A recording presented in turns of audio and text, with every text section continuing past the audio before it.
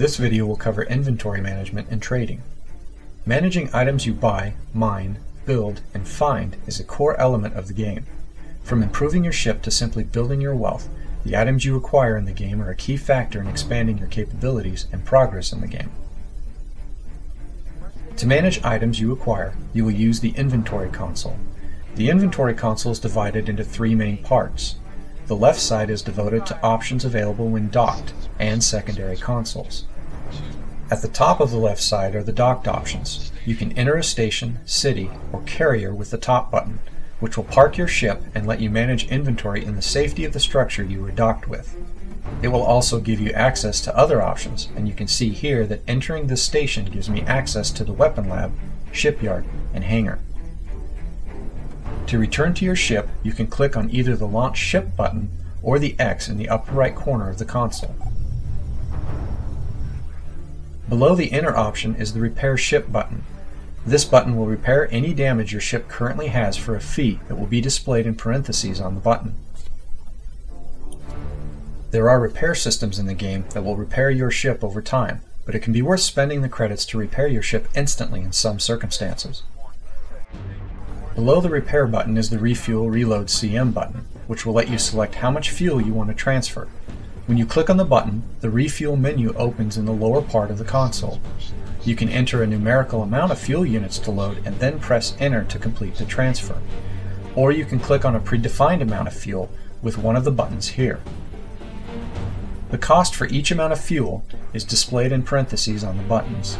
You can also optionally fill your entire fuel tank or close the fuel entry menu. Next on the docked options is the License button.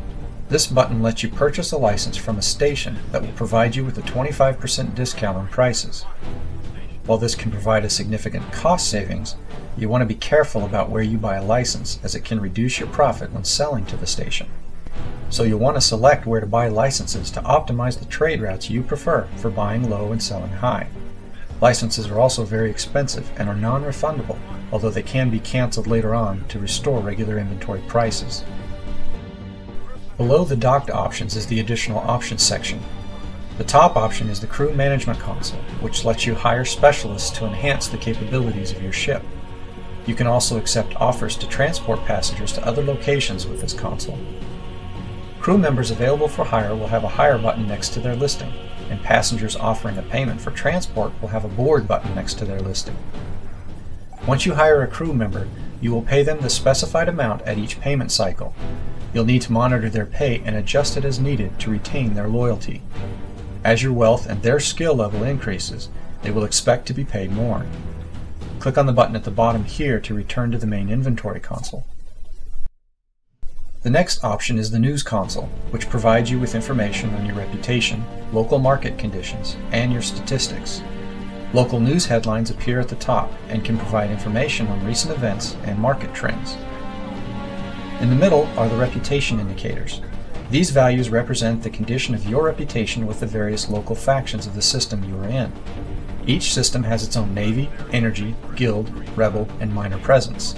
So just because you might be on good terms with a Navy in one system won't mean that reputation carries over to a Navy in another system. Ships are tagged with a faction affiliation based on their recent activities.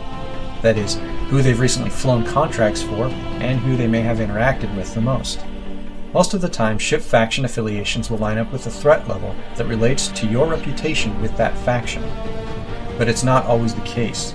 Some ships may operate independently and decide to change their behavior and target something else, like you, regardless of their faction affiliation label, just as you are free to do also. But overall, the faction affiliation that appears on your target display will usually give you an idea of what kind of threat level you can expect. You can also change your overall reputation in a system by flying contracts for certain groups, and you can even bribe hostile ships to affect your reputation. Your overall system reputation level is displayed in parentheses here. It's also displayed in the navigation console. Increasing your overall system reputation level is linked to the local Navy and Energy factions. Decreasing your overall system reputation level is linked to Guild and Rebel factions. When your overall reputation level changes, a notice will be displayed in the message log, and your profile will be auto-saved. On the lower left here are the commodity values. This section provides a quick way to gauge market prices in the area. so you'll know what items may be at high or low values. The lower right shows your statistics, including your current call sign, wealth, civilian and military ranks, number of completed contracts, kills, and how many ships you have hired to be part of your fleet in single player. In multiplayer, the last line in this section will display the number of player-built stations in the area. The buttons at the bottom let you review the last quest message you received, review information about the system you are in, view information about items you have stored in station hangars, or close the news console and return to the main inventory console. We'll go ahead and return to the main inventory console. Below the additional options section is the items for sale list and the available contracts menu. The button above the menu will let you switch between the for sale list and the contracts menu. The items for sale list lets you view what is available from the station, city, or carrier you were docked at. You can use the mouse wheel or the scroll bar here to scroll through the list. All items are color-coded based on their category. Purple items are commodities, yellow items are equipment, and green items are weapons. This color coding will help guide you as to where an item will be installed or loaded by default when you click on it. If you click on a purple item, it will be routed to your cargo bay automatically. If you click on a yellow item, it will be routed to your equipment list. If you click on a green item, it will be routed to a compatible weapon hardpoint. Left-clicking is the primary selection option for items in the inventory console. There are also right-click options, which provide alternate loading and transfer selections. If you right-click on a purple commodity item, only one unit of the selected item will be loaded into your cargo bay at a time. This is a handy way to load a limited number of one commodity type in case you don't have enough credits for the entire group, or if you only need a few units to top off a cargo bay. If you right-click on a yellow equipment or green weapon item, it will be transferred to your cargo bay rather than being installed on your ship. This can be useful if you want to select such an item for use later, or if you want to store it for use as a trade item. The cost for any item in the list is displayed in parentheses after its name. Click on Available Contracts to view available jobs. Contracts are a useful way to earn a set amount of credits for a service. They'll be covered in more detail in another video. For now, you can see the option to view the next contract, view the previous contract, or accept the currently displayed contract. The middle section of the inventory console displays item details. When you hold the mouse pointer over an item, a description and image of it will appear in this section. This lets you quickly determine if an item may be of use to you and what kind of function it provides. If the item is something you can sell, the selling price will be displayed below its name. The right side of the inventory console displays information specific to your ship, so items that you have loaded or installed on your ship will appear here. At the top is the amount of fuel you have on board. Below that is how many credits you have. Below your credits is your ship's equipment list. The length of the list can vary depending on your ship configuration. If you have more than 5 equipment slots, you can use the scroll bar to the right of the list to scroll through all of them. You can also use the mouse wheel when the mouse pointer is over the list. Like the items for sale list, you can left-click for a primary transfer option, which in this case will sell the highlighted equipment item. You can also right-click on the item to transfer it to your cargo bay, rather than sell it. This option, along with the same right-click option for items in your cargo bay, lets you quickly install and uninstall compatible items, allowing you to change your ship's equipment and weapon loadout with what you have on board anytime you were docked. Your ship's cargo bay is displayed below the equipment list. It works much like the other lists. You can left-click on an item to sell it, or right-click on an equipment or weapon item to install it on your ship. If you right-click on a commodity, you will sell one unit of it rather than the entire group.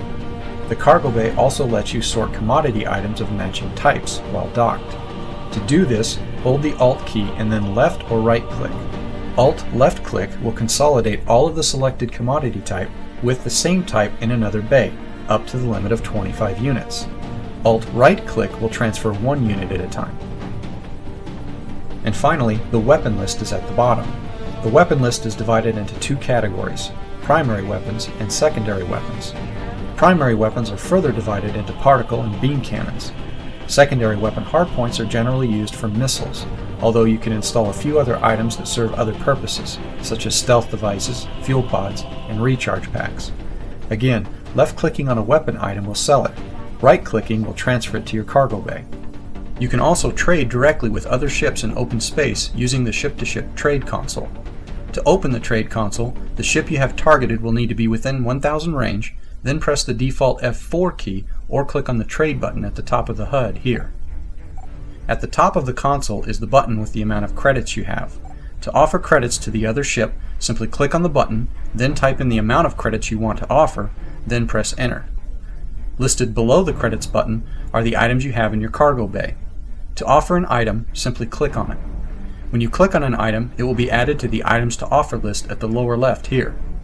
If the item is a commodity, equipment component, or weapon, the fair market value for it will be displayed in parentheses after its description. Items the other ship offers you will be displayed in the items being offered list here. Items you want to sell must be in your cargo bay in order to transfer them in open space. You won't usually get the full market value for items you sell to other ships, but you will also not usually have to pay full market price when buying items from other ships. You'll need to have room in your cargo bay for the items you want to buy. You can also try to bribe other hostile ships with this console by just sending credits. However, the other pilot may not agree to open the trade console if they want to attack you for something in your cargo bay. So the best time to bribe another pilot is when your cargo bay is empty. When you've selected the items and/or credits you want to trade and agree to the offer from the other pilot, click on the Submit button here to accept. In multiplayer, both pilots must click on Submit for the deal to be finalized. Pilots can also exchange small 30-unit fuel pods in multiplayer, as well as challenge each other to races using the trade console. When a race challenge is submitted and accepted, the race course is placed in front of the player who sent the challenge at a heading of 0. You can also link with another player as a gun turret operator for their ship. Simply click on the Connect Gunner Binding button in the console here to activate. You will then be in control of a ball turret that surrounds the ship you've linked to, while the receiving player will continue to be the pilot of their ship. Either you or the pilot player can click on the Disconnect Gunner Binding option to terminate the gun turret mode. When that happens, or if the pilot ship leaves the sector, you will be returned to your ship. You can also hire another player to complete an objective for you in the trade console. Click on the Arrange Contract button here to select optional objectives. You can hire another player to destroy a ship piloted by another human player, destroy a certain number of hostiles, or recover material for you. Once both players agree to the terms, the player who wants to be paid for the contract must click on Accept. If the objective is completed, the selected number of credits will be transferred from the hiring player to the hired player, and both will autosave. If either player is destroyed, the contract link will be terminated. Either player can also cancel the contract. The trade console also includes options to hire a ship to join your fleet in single player and request information. Hiring a ship to join your fleet can be useful in combat situations when you may need additional reinforcements or for escort protection when transporting items in hostile space. The Request Information option can provide you with helpful tips from other pilots in the area. They may give you suggestions, warnings, or just send you comments. On occasion, they may also be willing to provide you with secrets they've discovered or contraband for a price. That concludes this video. Visit Evochron.com for more information and to download the latest updates.